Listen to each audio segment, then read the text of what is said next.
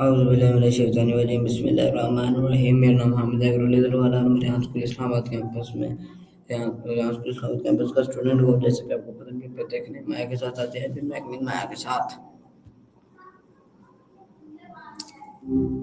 Hello Maya Hey can there. you hear me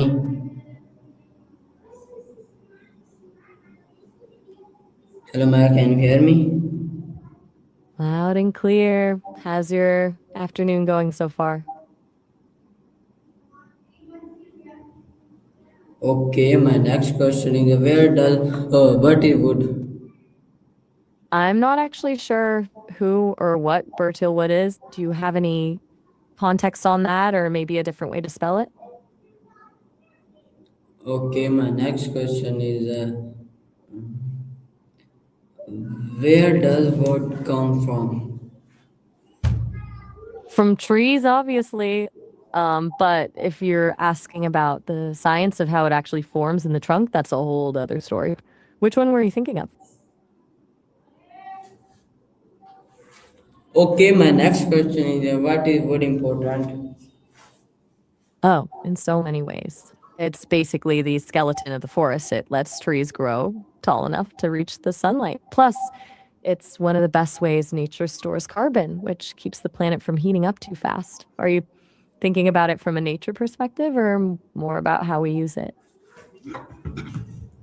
Okay, my next question is where does wood come from? Sorry, where is wood important?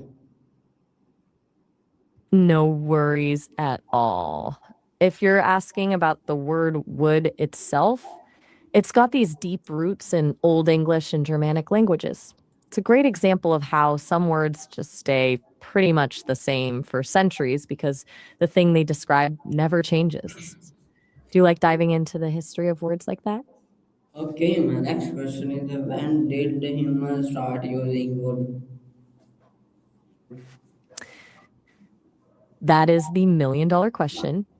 Experts have a few different theories, but most think it happened anywhere from 50,000 to 150,000 years ago. It's kind of wild to think about that first moment someone decided a specific sound meant a specific thing. Does that timeline feel surprising to you? Okay, my next question is how did early humans use? Oh, sorry, what tools were made from wood? Exactly. Wood was the go to because it's easy to shape and plenty to find. Before they had metal, wood was pretty much the foundation for everything from simple digging sticks to the first spears. It's interesting how the most basic material around ended up being the key to so much early progress. Okay, my next question is where was wood useful for building shelters? It really was the ultimate building block. It's a huge reason why early humans were able to settle down in different climates and actually survive the winter. Do you think we'd have progressed as fast without it? Okay, my next question is how did wood help people stay warm? The most direct way, of course, was fire. Burning wood released all that stored energy as heat, which meant humans didn't have to rely solely on their own body heat to survive.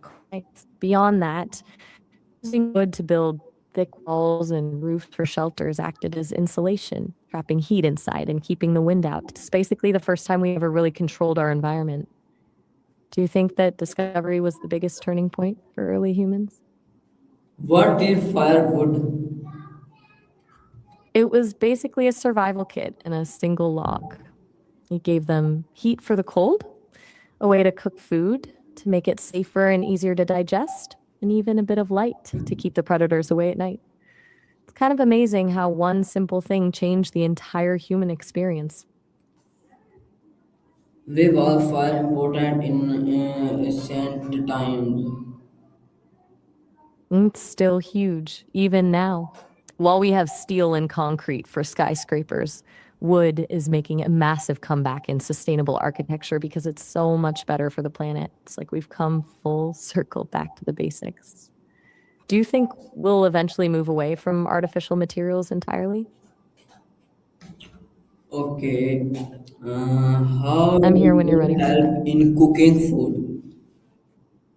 I think you meant how does wood help in cooking food? It basically provided the heat source. By burning wood, early humans created the first stoves, which allowed them to roast meat over an open flame or eventually boil water in containers. It made food taste better, but more importantly, it killed off bacteria and parasites, which actually helped our brains grow because we could get more calories with less effort. Pretty wild, right? Okay. What I'm all ears type whenever. of trees provide food? Not all trees provide food that humans can eat. Well, some give us fruits, nuts, or maple syrup. Plenty of trees are just there for the oxygen, the shade, and the structural support for the forest. Some are even toxic if you try to eat them. Which one's your favorite kind of tree? What is timber? I'm actually not sure what you mean by time bar. Could you tell me a bit more about where you heard that or what you're thinking of? Okay. How is timber No problem. different from dry wood? I'm still a bit lost on those terms. Time bar and drug food aren't common phrases I've heard before. Are they from a specific book, a lesson you're taking, or maybe something you saw online? Where is food strong? I'm not quite following you there. Could you explain a bit more about what you mean by they put strong? Okay. Where is wood easy to shape? Take your time. I'll be right here when you're ready to get back into it. Okay. How did I'm wood ready. help hunters? I'm not entirely sure what you mean by help and touch. Are you talking about how it feels to touch wood? Or maybe how early humans used it to handle things they couldn't touch with their hands? Okay, my next question is how did wood help hunters? I'm listening. You were about to say how wood would help with what specifically? Okay, my next question is what wooden weapons were used in the past? Oh, the list is pretty long. Spears were the big ones, usually just a sharpened stick at first, then they added stone tips. Then you had clubs, bows and arrows, and even early shields. It's a bit scary to think about, but those basic tools completely changed how humans hunted and defended themselves. Do any of those sound like something you've read about recently? Okay, my next question is how were wooden boards made? It basically starts with a giant log. Traditionally, they'd split the log lengthwise using a wedge and a heavy mallet to get these rough slabs. Once they had those, they'd use a tool called an adze or a plane to shave down the surface until it was flat and smooth. Now, of course, we have massive sawmills that do it in seconds, but the process is essentially the same, slicing a round trunk into flat pieces. Does that make sense? Or do you want to know more about the tools they use? Okay, my next question is where were boards important for civilization? I'm a little confused by the phrasing. Are you asking if bots like AI or robots are important for human relationships or how they affect how we interact with each other? Okay, my next question is how did wood help transportation? They've totally transformed it. Think about self driving cars or drones that deliver packages right to your door. Even in warehouses, robots do most of the heavy lifting and sorting to get things shipped faster. It's making everything move a lot more efficiently, though it definitely changes the human role in the process. Do you think we'll eventually get to a point where humans don't drive at all? Okay, my next question is how did wood help transportation? I think we might have shifted gears a bit. You were just asking about bots, but now it sounds like you're asking about wood again. Are you wondering how wood helped transportation in the early days, like with wagons and boats? Okay, my next question is what the burden carts were used for?